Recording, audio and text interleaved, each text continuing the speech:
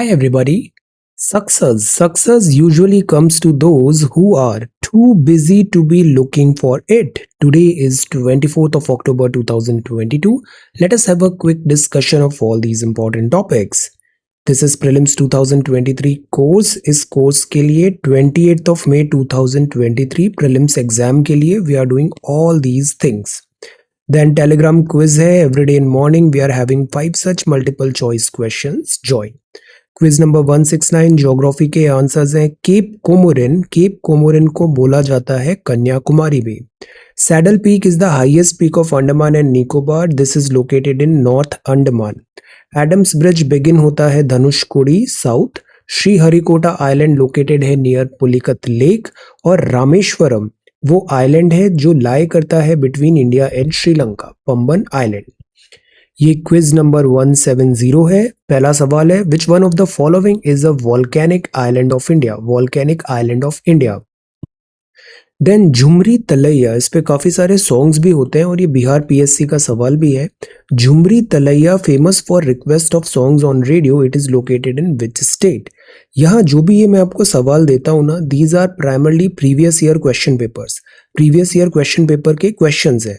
ये state PCS, UPSC या फिर अदर सच जो एमसीक्यू बेस्ड एग्जामिनेशंस होते हैं वहां से ये सवाल पिक किए गए। तो इन सवालों को आप ट्राई किया करो, इससे आपका जो फाउंडेशन है वो बहुत अच्छा सेटल होगा। जो बहुत सारे जो वर्ड्स आते हैं ना, जैसे वन लाइनर्स होते हैं या फिर ऐसे वर्ड्स होते हैं जो आपको सिटर्स होते हैं, तो वो सवाल आपके बहुत अच्छे से रेडी रहेंगे। ये एक डिफरेंस क्रिएट करेगा एग्जाम में।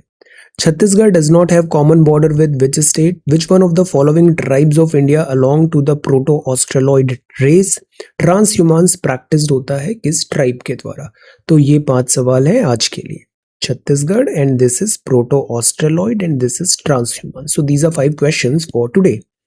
इसके बाद ये वोकैबुलरी है। फर्स्ट वर्ड है एंटूरेज। एंटूरेज मतलब it is a kind of like group of people जो किसी इंपॉर्टेंट पर्सन को सराउंड कर रहे हैं। जैसे प्राइम मिनिस्टर चलते हैं, प्राइम मिनिस्टर साहब, तो उनका एक एंटूरेज साथ में रहता है, घेरा। एवरिस का मतलब होता है लोभ, ग्रीडी नहीं होना चाहिए। एक्सट्रीम ग्रीड फॉर वेल्थ और मटेरियल गेन। अक्सर हम नोट्स, बुक्स, क्लासेस और टीचर्स एटसेट्रा, डिफरेंट कोर्सेज, इसके लिए भी हम ग्रीडी हो जाते हैं when it comes to exam preparation. ऐसा नहीं करना है। आपके पास जो बुक है वो अच्छी बुक है, हैव फेथ। और जितने रिसोर्सेज आपके पास है उसको आप अच्छे से पढ़ लोगे, आपका एग्जाम क्वालिफाई हो जाएगा। ये अननेसेसरी यहाँ पर ग्रीड नहीं होना चाहिए for this notes as well. Chagrin का मतलब होता है चिढ़ाना, फील डिस्ट्रेस्ड और ह्यूमिलिएटेड। कॉन्सोनेंस मतलब समझौता, अग्रीमेंट और कंपैटिबिलिटी बिटवीन ओपिनियंस और एक्शंस। थॉ, जैसे थॉ है बर्फ पिघल रही है, इसका मतलब है that is liquefy, melt, fuse. कई बार जो रिलेशंस फ्रीज हो जाते हैं आईआर में दो कंट्रीज के बीच में, और फिर किसी एक्टिविटी से वो रिलेशंस नॉर्मलाइज होने की कोशिश होता है, तब भी हम ये वर्ड यूज करते हैं। सो ये वोकैबुलरी वर्ड्स है आज के लिए। अब ये है सी सेट में भी हम 2 सवाल रोज देखते हैं। सो ट्राई टू आंसर इसमें क्या आंसर होगा, and this is also second question. Then ये सोशल मीडिया है। तो सी, हमारा जो प्लान ऑफ एक्शन है इस न्यू फॉर्मेट में हम जो पुरानी अच्छी चीजें उसको कंटिन्यू कर रहे हैं। फॉर एग्जांपल, ये जो आपके पास रहता है, this is a like quickly आप एक नोट है, आपको सारे इंपॉर्टेंट यहाँ पर इस डे को ये सारे टॉपिक्स हमने देखे थे। सो दिस अगेन वर्क करता है, ये काफी हेल्प करता है रिवीजन में। टेलीग्राम क्विज आप इसको लाइव भी सॉल्व करते हो, देन मैं इसको यहाँ भी शेयर कर रहा हूँ, रिवीजन के लिए अच्छा है।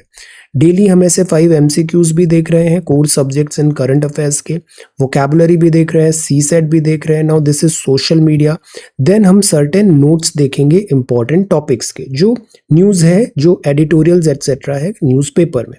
और फिर इतना ही नहीं, हम फिर बाद में जो न्यूज़पेपर की भी इंपॉर्टेंट आर्टिकल्स और हेडलाइंस है उसको भी यहाँ पे कवर कर रहे हैं। सो द आइडिया इज जो भी एग्जाम रिक्वायरमेंट है उससे रिलेटेड सारी चीज़ें हम इस एक 35-40 मिनट्स में कवर कर लें। और साथ ही साथ आंसर राइटिंग का भी यहाँ हम 2++2 साइकिल है, इसके अकॉर्डिंग हम यहाँ पे डिस्कशन कर रहे हैं। इसमें बस एक ही डिफिकल्टी आ रहा है कि न्यूज़पेपर हमारा एक दिन डिले हो रहा है। इसका मैं कुछ करता हूँ, सेम डे लाने की कोशिश करता हूँ, but this format is very good. हम इसको थोड़ा कंटिन्यू करते हैं, you will like it, okay. और ये यूजफुल भी रहेगा काफ़ी। अब ये है the Hindu Sunday edition. Okay, उससे पहले हम सोशल मीडिया अपडेट्स और कुछ क्विक नोट्स देखते हैं।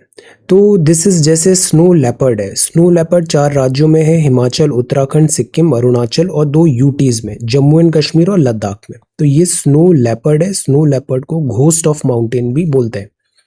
ये राजस्थान के प्रसिद्ध मेले हैं। चंद्रभगा मेला जालरा पाटन में, बाणेश्वर डूंगरपुर में, पुष्कर मेला पुष्कर में, कोलायत मेला बीकानेर में और नागौर का मेला होता है नागौर में। ये जितने भी मेले हैं इनमें बहुत एम्फेसिस हो रहा है। मिनिस्ट्री ऑफ कल्चर इसे ट्वीट कर रही है। सो आर्ट एंड कल्चर जो हमारा टॉपिक है प्रीलिम्स में, उसके लिए ये काफी यूजफुल है। Then Mr. Xi Jinping secures third term as China leader. He is only 69 year old. और right now आज की डेट में he is the most strongest person जो political leader अभी है world politics में। Then trust in various news media among consumers of those media. जैसे मैं आपको अक्सर हमेशा क्या बोलता हूँ, रीड, पढ़ो, किताबों को पढ़ो, इससे आपका जो ज्ञान बढ़ेगा वो अनडिस्टॉर्टेड होगा और उसमें गैप्स नजर नहीं आएंगे। So read books, reading is very very important. जैसे न्यूज मीडिया की भी बात आती है तो हम देखते हैं जैसे डीडी न्यूज चैनल्स हुए, ये अक्सर इनको क्रिटिसिज्म करते हैं कि they are very boring, they are not entertaining, they are this and that, fancy चीजें नहीं है, कोई ग्लैमर एटसेट्रा नहीं हो रहा है। ये जरूरी भी है because they are very reliable institutions. News को वो न्यूज की तरह प्रेजेंट करते हैं, कॉमेडी या एंटरटेनमेंट की तरह नहीं। तो ये जो ट्रस्ट इश्यूज है वो यहाँ पर कम है, ट्रस्ट ज्यादा यहाँ पर आता है। सिमिलरली न्यूज़पेपर में भी जब जो चीज लिखित रूप में होती है तो वो बेटर होती है।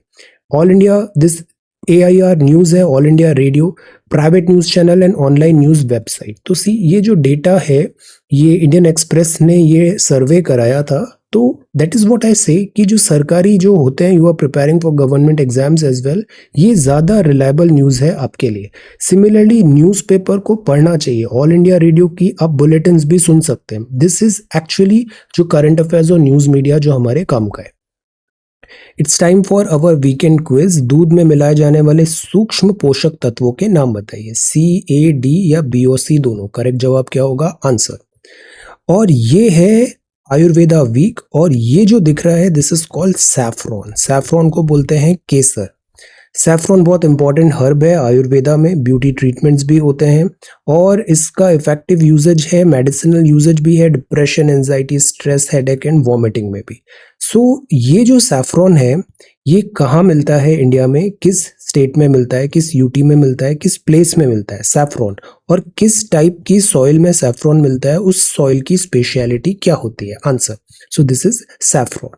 तो सी हमने सोशल मीडिया में जो गवर्नमेंट पोर्टल्स हैं, इंपॉर्टेंट न्यूज चल रहा है, उसको भी हमने पिक्टोग्राफिक यहाँ पर देखा। अब हम कुछ इंपॉर्टेंट पॉइंट्स देखते हैं जो बहुत न्यूज में अभी बने हुए हैं। बहुत ज्यादा मैं ब्लोटवेयर नहीं करूंगा, बहुत ज्यादा बर्डन भी नहीं करूंगा, but 5-6 important points we will see everyday. अब जैसे ये पॉलिसी दिख रही है, यहाँ सोल्जर्स जा रहे हैं और अपने पीछे ये सारा जो रिसोर्सेज है, प्लेसेस है, सबको जलाते हुए जा रहे हैं। सो this is called स्कॉच्ड earth policy. स्कॉच्ड earth policy. Russia पे अभी आरोप लग रहा है कि वो एनर्जी और हंगर को यूज कर रहा है एज अ वेपन, और ये स्कॉच्ड अर्थ टैक्टिक्स है यूक्रेन और यूरोप पे प्रेशर डालने की, क्योंकि यूक्रेन और यूरोप डिपेंडेंट होता है रशिया पे for this energy, for food, तो वो प्रोवाइड वहां पर नहीं होगा। ये एक स्ट्रैटेजी है स्कॉच्ड अर्थ की, वो ये बोलती है कि हम डिप्लीट कर दें एनिमी रिसोर्सेस को टू सस्टेन वॉरफेयर, और उनका मोरल हम ब्रेक करें, हैवी हार्डशिप्स दें कॉम्बैटेंट्स एंड नॉन कॉम्बैटेंट्स में भी। इससे क्या होगा, उनकी लड़ने की क्षमता कम हो जाएगी और फिर विक्ट्री हो जाएगी। So this is a type of war जिसमें हम डिप्लीट करते हैं enemies resources to sustain warfare, break the morale. जिससे हमने वहां पे सारे उनके रिसोर्सेज हटा दिए, इंफ्रास्ट्रक्चर को ब्रेक कर दिया, खाने के लिए फूड नहीं है। ब्रिटिशर्स ने भी इस टैक्टिक्स को एट टाइम्स अपनाया था जब जापान प्रोग्रेस कर रहा था वर्ल्ड वॉर 2 में। ब्रिटिशर्स ने स्कॉच्ड अर्थ पॉलिसी अपनाई थी, जो स्टैंडिंग क्रॉप है उसको जला दिया गया था ताकि वो क्रॉप जापानीज के हाथ नहीं लगे। World war 2 Russian army destroyed telegraph network, electric, medical, this instrumental resources जब वो इन्वेड किया जर्मनी। इंडिया में भी जो ऐसा पॉलिसी है विक्ट्रीज जीतने के लिए। एट टाइम्स मराठा में भी ये देखने को मिला है। तो this is like war tactic, this is a war tactic, because war एक काइंड ऑफ लाइक डिसिप्लिन होता है, वॉर जीतना एक आर्ट होता है। तो वॉर जीतने के लिए सच टाइप ऑफ टैक्टिक्स भी अपनाई जाती है। अब जिनेवा कन्वेंशन 1977 होता है, ये सेट ऑफ रूल्स बताता है, गाइडलाइंस होता है for combatant behaviour during a war. Geneva convention की वॉर में भी सर्टेन एथिक्स, सर्टेन बिहेवियर हमें देखना चाहिए, वो यहाँ पे बताता है। आज का जो आंसर डिस्कशन है उसमें हम डिस्कस करेंगे ये जो 7-8 मंथ्स ओल्ड हो गया है यूक्रेन क्राइसिस वॉर, इसमें क्या एथिक्स है। बहुत अच्छे आंसर्स लिखे हैं, इसको हम अभी देखते हैं। देन अभी दूसरी न्यूज है, Pakistan out of financial action task force, increase monitoring. ये है एफएटीएफ, ये इसका लोगो है। एफएटीएफ क्या है, ये एक फ्रेंच नेम है, फ्रेंच नेम है। This is an inter governmental, मतलब बहुत सारी गवर्नमेंट्स है, इंटर गवर्नमेंटल ऑर्गेनाइजेशन है जो 1989 में बनी थी।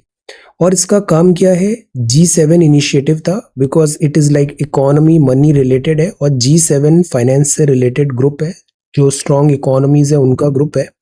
G7 में इस कमिटी ने बोला हमारा मैंडेट है टू कॉम्बैट मनी लॉन्ड्रिंग और maintain this interest like financial stability etcetera.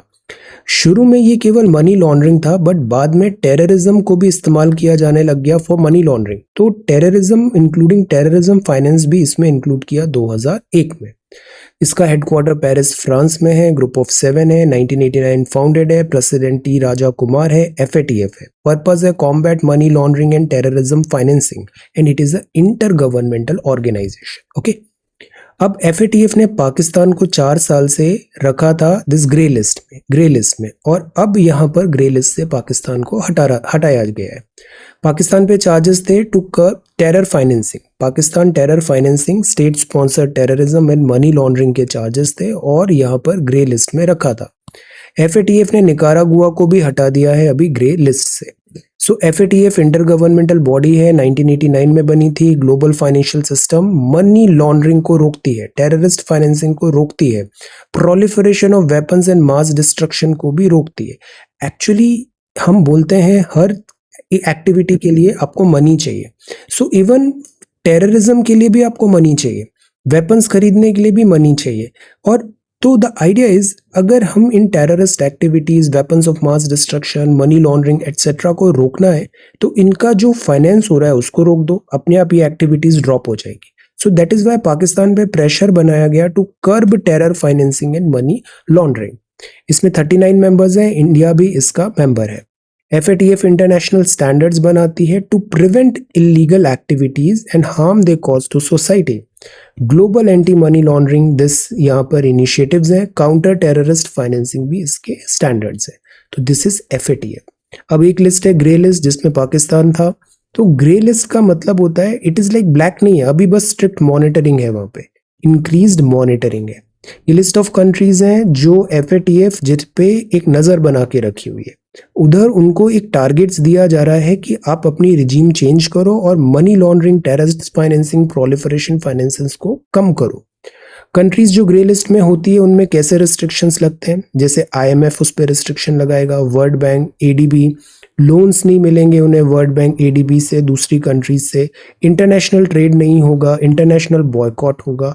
तो ये होता है ग्रे मतलब स्ट्रिक्ट वार्निंग दी गई है और आपकी एक्टिविटीज पे बहुत ज्यादा यहाँ पर दिस मॉनिटरिंग किया जा रहा है। ब्लैक लिस्ट का मतलब है अभी आप आ गए हो हाई रिस्क ज्यूरिसडिक्शन में।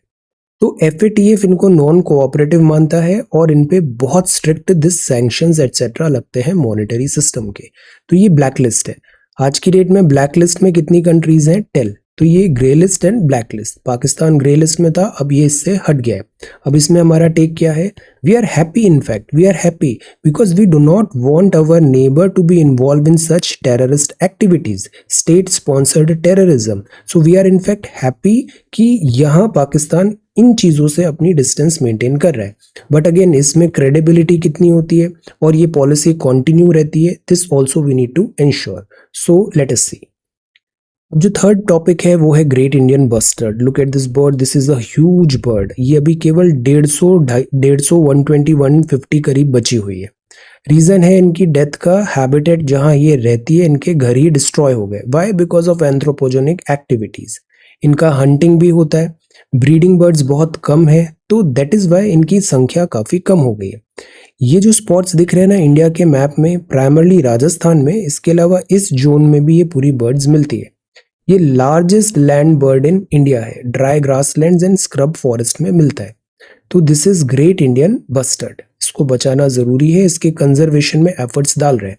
कल जैसे न्यूज़पेपर में हमने देखा था कि बहुत सारी जो, बिकॉज बर्ड्स जो हैं वो बाउंड्री ट्रांसनेशनल होती है, so at times they cross border and go to this Pakistan, तो इनका कंजर्वेशन एफर्ट डिफिकल्ट हो जाता है। इसमें 2 कंट्रीज का कोऑपरेशन रिक्वायर्ड होता है। तो ग्रेट इंडियन बस्टर्ड है, पाकिस्तान के चोलिस्तान डेजर्ट में भी ये एट टाइम्स स्पॉट की गई है, प्राइमरली इंडिया के डेजर्ट नेशनल पार्क में रहती है।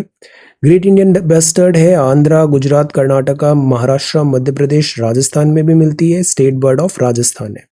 ये साइट्स की अपेंडिक्स 1 में है। ये साइट्स क्या होता है, prepare a very short note on CITES, this is important. Schedule 1 of wild life protection amendment act 2002 में भी है, तो इसको कंजर्वेशन के मेजर्स दिए गए। प्रोजेक्ट ग्रेट इंडियन बस्टर्ड भी है, इसमें आइडेंटिफाई करना है बर्ड को और उसको बचा के रखना है। प्रोटेक्टेड एरियाज इसका डेजर्ट नेशनल पार्क है, रोलापाडू वाइल्ड लाइफ सेंचुरी आंध्रा है और Karera wild life sanctuary Madhya Pradesh है। तो इन 3 जगह पे मिलती है ये ग्रेट इंडियन बस्टर्ड। अब ये है अग्नि प्राइम। अग्नि प्राइम अभी हाल ही में indigenously developed new generation medium range ballistic missile है और इसका टेस्ट फायर किया गया उड़ीसा से।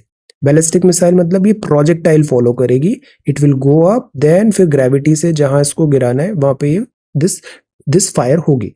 तो this is indigenously developed new generation medium range ballistic missile.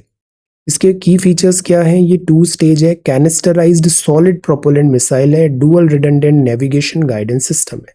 तो what are its advantages? Advantages इसके ये हुए कि एक तो कैनिस्टराइज्ड है, कैनिस्टराइज्ड होती है मतलब इसको आप कैनिस्टर में रख सकते हो और इसका ट्रांसपोर्टेशन ईजी रहता है, प्लस सॉलिड प्रोपेलेंट भी है। एक्चुअली ये जो अग्नि मिसाइल्स है ना ये काफी पुरानी है, हमारी अग्नि मिसाइल सीरीज है, ये काफी वर्क हो चुका है। अग्नि 1 से अभी हम अग्नि 5 पे आ गए, 5। और ये इंटरकॉन्टिनेंटल मिसाइल्स भी है अग्नि मिसाइल्स, जैसे ये हमारा इंडिया है तो इंटरकॉन्टिनेंटल मतलब जैसे अग्नि 5 इतनी पूरी रेंज तक हम मिसाइल फायर कर सकते हैं। चाइना भी इसमें पूरा कवर हो रहा है, यूरोप भी आ रहा है, so this is intercontinental ballistic missile. अब ये जो प्राइम है ना इसमें नए टाइप ऑफ मटेरियल्स बने हुए हैं जो उसको लाइटर बनाते हैं, जैसे ये 50% लाइटर है अग्नि 3 मिसाइल से, तो नया मटेरियल है इसलिए इसको अग्नि 5 अग्नि प्राइम नाम दिया गया है। ये कैनिस्टराइज है तो इसको रेल रोड आप कहीं से भी ले जाके ट्रांसपोर्टेशन करके फायर कर सकते हो। 6th मिसाइल है अग्नि सीरीज में और ये बैलिस्टिक मिसाइल है, बैलिस्टिक। इसको MIRV बनाया गया है। MIRV मतलब मिसाइल एक ही होगी बट वो टारगेट्स बहुत सारे इंडिपेंडेंटली हिट कर सकती है, तो दिस इज MIRV। अब अग्नि मिसाइल्स क्या होती है, ये मेन स्टे है इंडिया के न्यूक्लियर लॉन्च कैपेबिलिटी का, न्यूक्लियर वेपन्स इससे डिलीवर हो सकते हैं, सरफेस टू सरफेस है। अग्नि 1 से शुरुआत हुई थी, integrated guided missile development programme 1989 के कलाम साहब। देन इसके बाद ये मिसाइल्स में काफी प्रोग्रेस भी हुआ।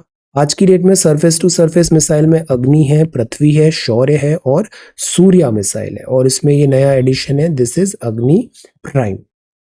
5th टॉपिक है शिक्षा का अधिकार। शिक्षा का अधिकार, सर्व शिक्षा अभियान, सब पढ़ें सब बढ़े।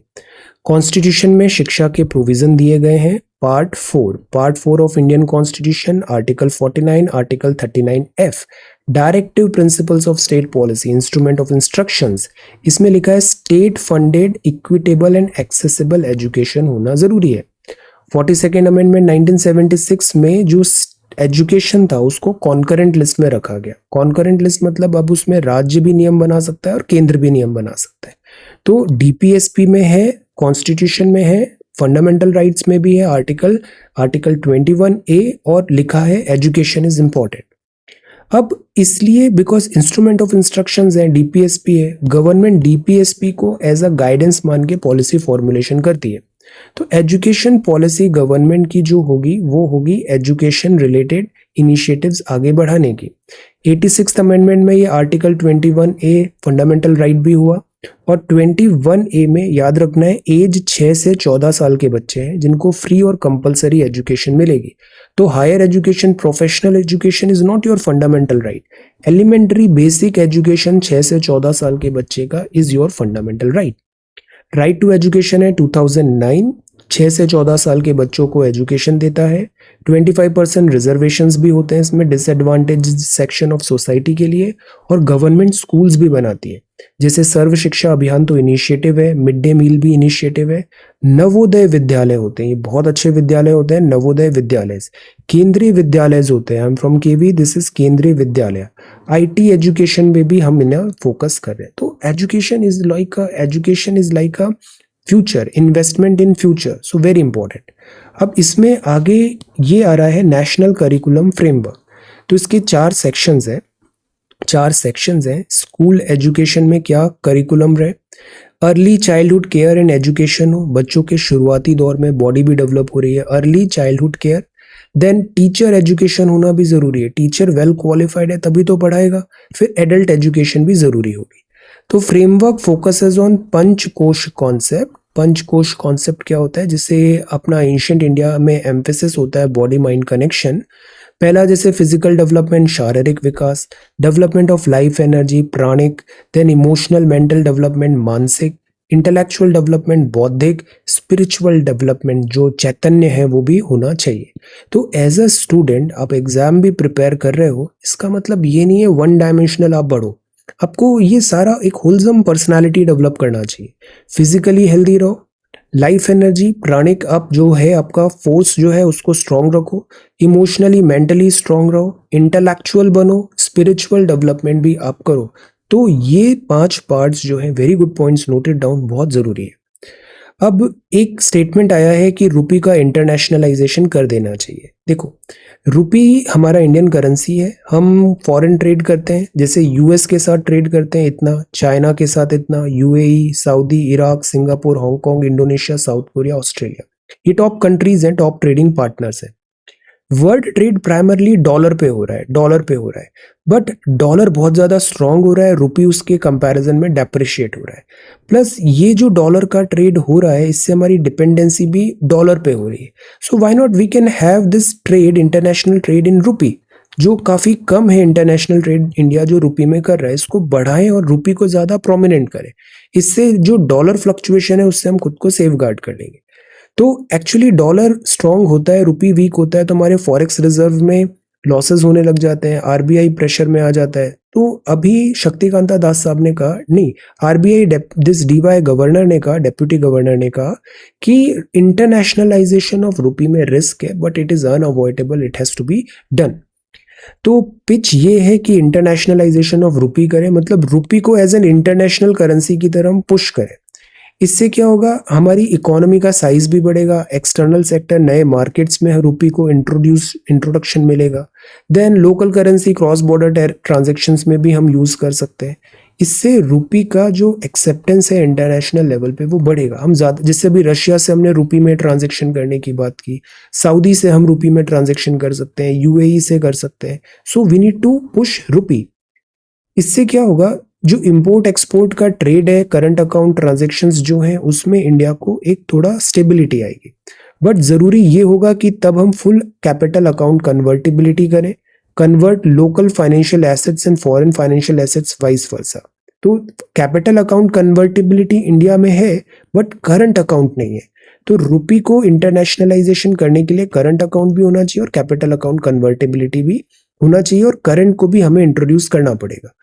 और इससे बेनिफिट क्या होगा, जो प्रेशर पड़ जाता है फॉरेन एक्सचेंज रिजर्व्स का वो कम होगा, फॉरेन करेंसी पे डिपेंडेंस कम होगा, जो वल्नरेबिलिटी एक्सटर्नल शॉक्स हैं वो कम होगा, करेंसी वॉलेटिलिटी कम होगी, ट्रांजैक्शन कॉस्ट जो होती है वो कम होगी। बिकॉज अभी हम rupee to dollar then this transaction cost बढ़ जाता है, हम डायरेक्टली रुपी में डील करेंगे। तो this will be a good initiative.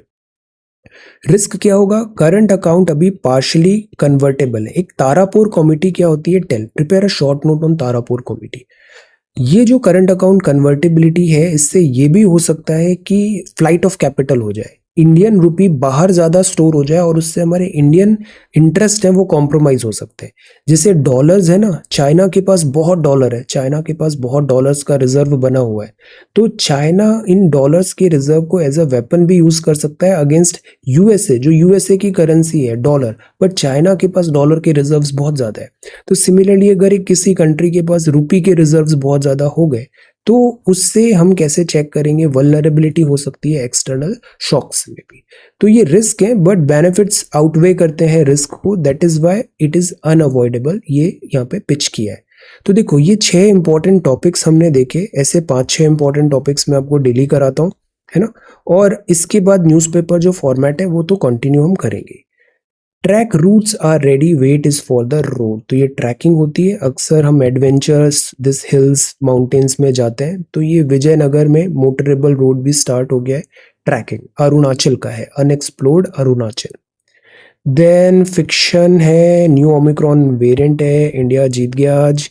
Then missing river, farmland have come up on the Sukapaika river bed in Orissa. देखो एक टाइम पे ये रिवर थी, है ना, एक टाइम पे रिवर थी, अब इन्होंने रिवर पे खेती करना चालू कर दिया है, फार्म बेड्स आ गए और रिवर का एनक्रोचमेंट हो गया। Breathing life into a dead river, dead river. तो ये सुकापाइका रिवर थी ओडिशा की, 1950 में इसका फ्लो स्टॉप हो गया था, अब इसको रिजुवनेट किया जा रहा है। तो this is a case study, case study.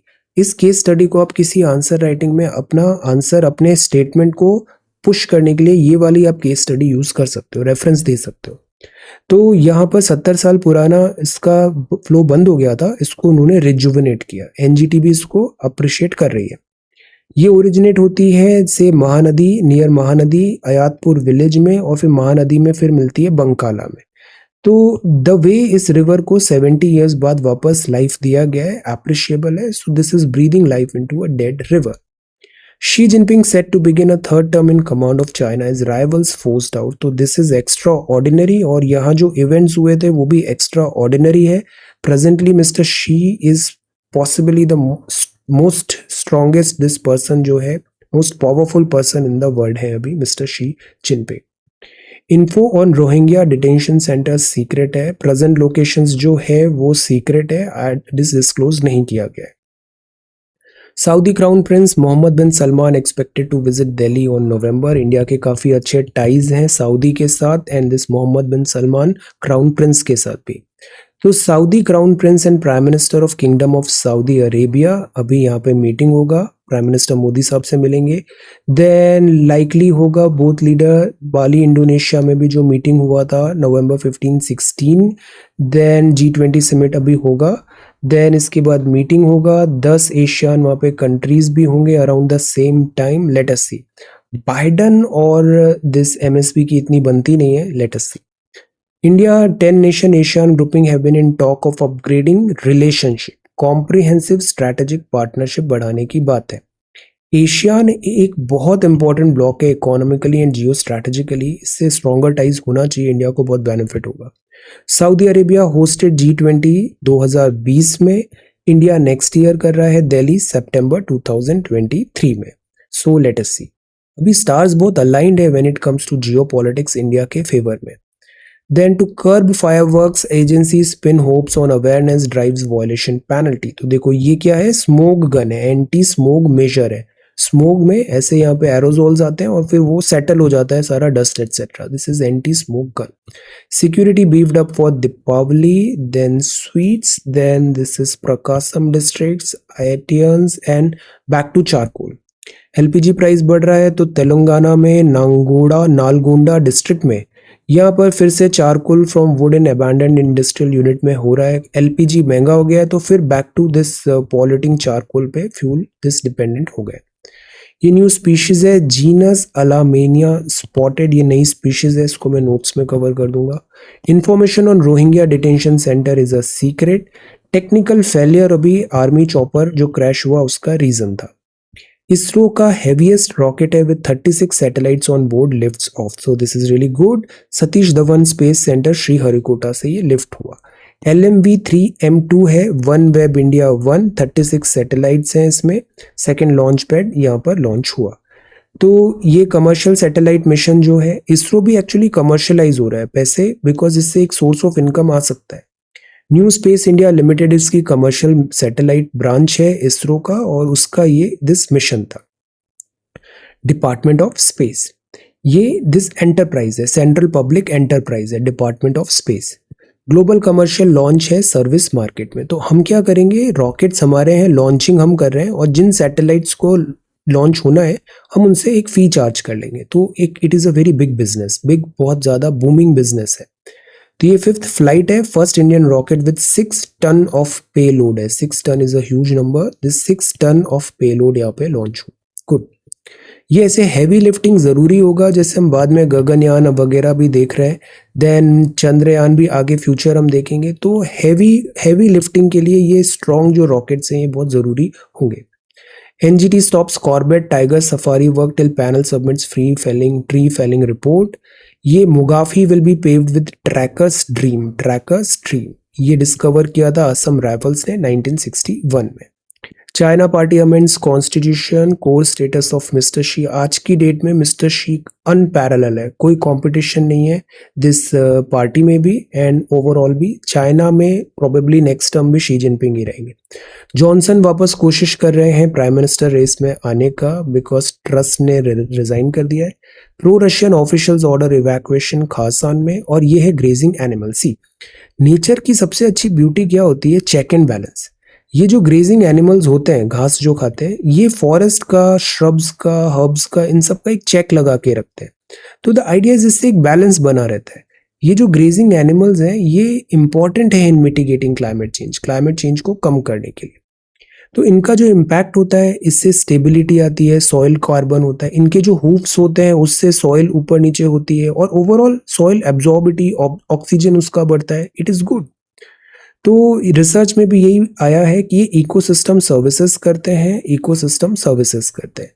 अब ये रिसर्चर्स हिमाचल में किया, किब्बर विलेज में किया, और उन्होंने बताया कि ग्रेजिंग एनिमल्स जो हैं, जैसे याक हुआ, आइबेक्स हुआ, these are like good grazers and stability है। Ecosystem, grassland, shrubland, steppes, savanna, इन सब में दे आर वेरी हेल्पफुल।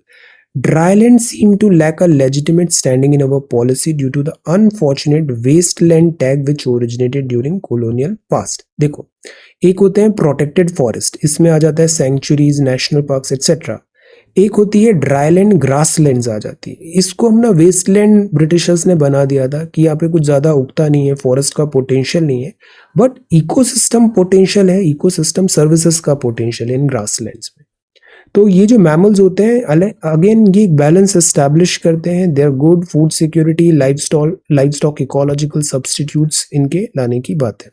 तो इनको प्रोटेक्ट करें, डिग्रेडेड लैंड है उसको भी रिस्टोर करें। ओमिक्रॉन है, रेगुलर टॉक्स है, नए वेरिएंट्स आ रहे हैं। Asian elephants at risk as they roam outside protected area. अब एक्चुअली एलिफेंट को ये थोड़ी है कि ये उसका एरिया है प्रोटेक्टेड एरिया, तो इसी के अंदर रहना है, तो अपनी मर्जी के मालिक हैं।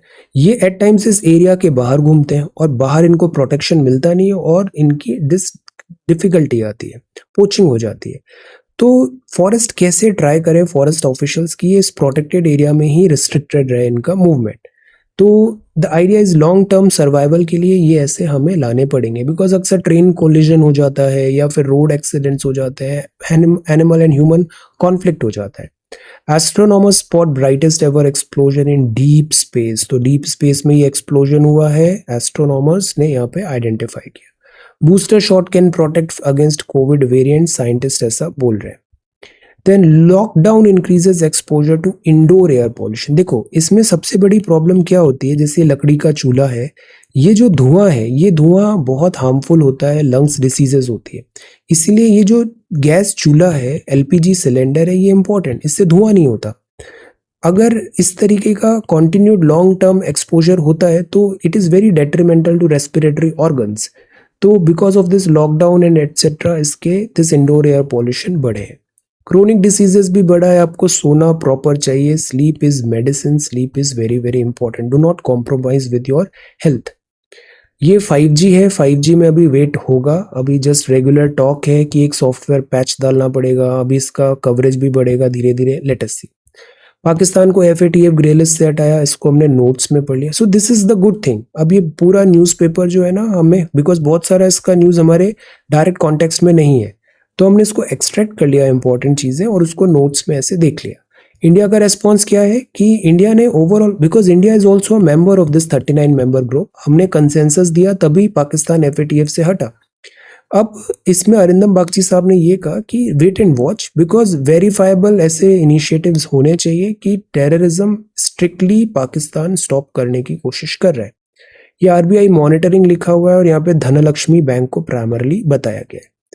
देन ये जस्टिस JDY चंद्रचूड़ साहब हैं, काफ़ी इनका टेन्योर बड़ा होने वाला है, 2 इयर्स का टेन्योर होने वाला है इनका, और इससे पहले इन्होंने काफ़ी सारे जजमेंट्स भी दिए हैं। ओके ओके, जैसे अभी प्रेगनेंसी रिलेटेड जजमेंट आया था। So this is that, let us see, अभी आपके बारे में बहुत बातें करेंगे हम।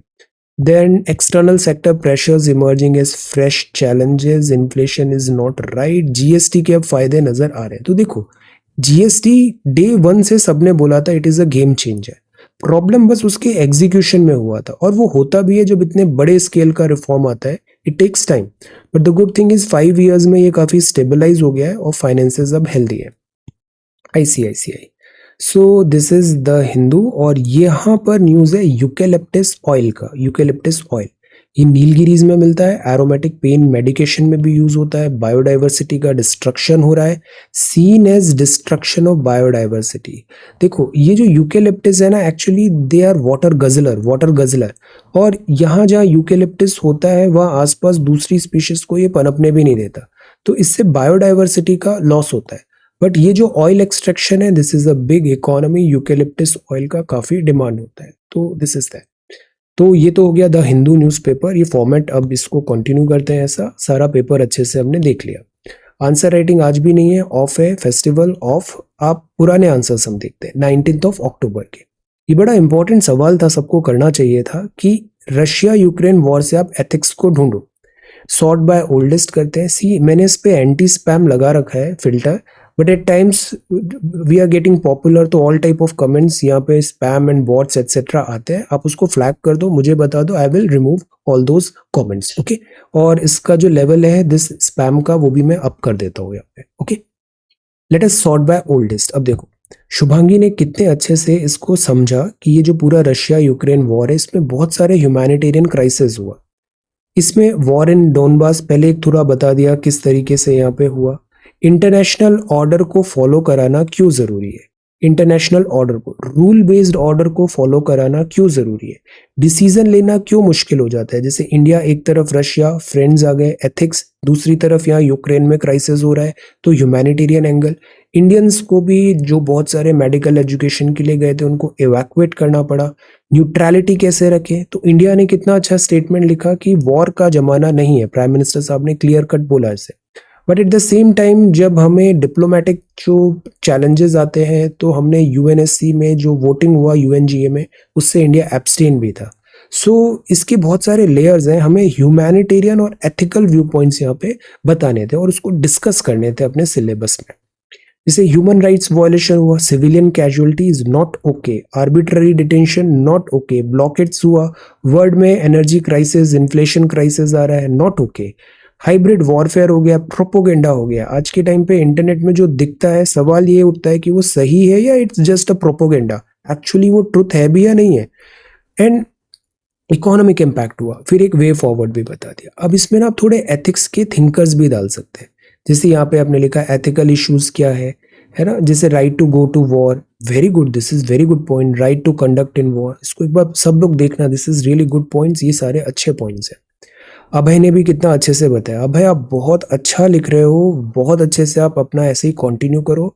जितना आप लिखोगे उतना रिफाइनमेंट आएगा, नॉलेज लेवल भी बढ़ेगा और बहुत अच्छे से लिखना है, मीन्स आपका बहुत अच्छा होगा। 2022 this Ukraine crisis, India Russia के बारे में बताया, सोसाइटी का एंगल लिखा, economy, society, politically, different sectors का रेस्पॉन्स लिखा, रशियन फोर्सेस। अब एथिक्स, ये पार्ट सबसे ज्यादा होना चाहिए, war prisoner, corruption, genocide, global hunger, terrorism, और सोचो गांधीयन एथिक्स लाओ, फिर यूटिलिटेरियन एथिक्स लाओ, think syllabus.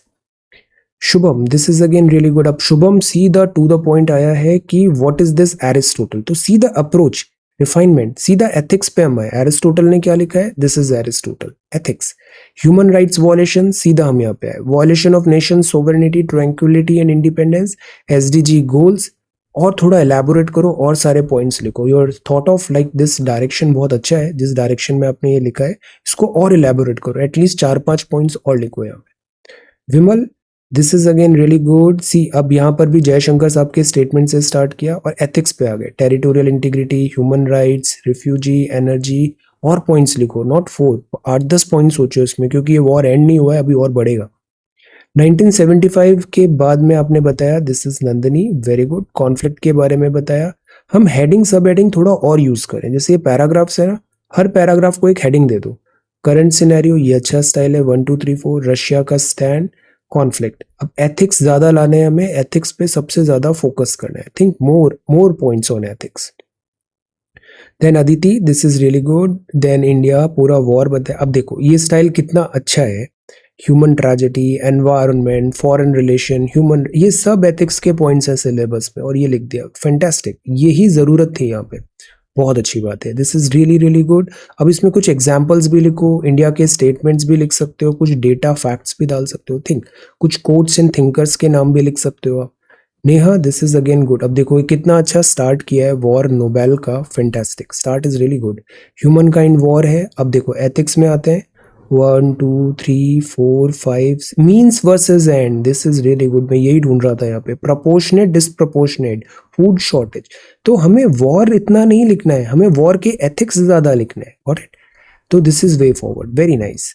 Then Aarti, Aarti ने भी बड़ा अच्छे से लिखा है, ये बड़ा इंपॉर्टेंट टॉपिक है ना, नेक्स्ट ईयर भी इसका पूरा पूरा होगा चांस आने का, इससे मिलता जुलता कुछ और पूछ लेंगे, this is very important. Russia Ukraine, then world पे इम्पैक्ट, एथिक्स, एथिक्स ज्यादा लिखो यहाँ पे। Amandeep, this is good. Then yes, ये अच्छा कॉपी है, सारे एथिक्स लिख दिए, 5 6 7 8, है ना। Then dialogue and diplomacy, good. अब कुछ और यहाँ पे कीवर्ड्स भी लिखो, थिंकर्स के नाम भी लिखो, think. Sundar, this is really good, India and Russia, you are very hard working and studying very systematically, आप बहुत अच्छा कर रहे हो, सही डायरेक्शन में हो सुंदर, इसको मेंटेन करना। Human rights violation, see, very nice, this is alright. So ये सारे सबमिशंस थे, अभी आपके पास 19th का जैसे हमने आज डिस्कस कर लिया, अभी आप ये दोनों भी डिस्कस, इन दोनों के भी सबमिशंस कर सकते हैं, इनको हम अगली क्लासेस में डिस्कस करेंगे, alright. So this is the copy for today, thank you so much for watching this video, take care, study well and be safe.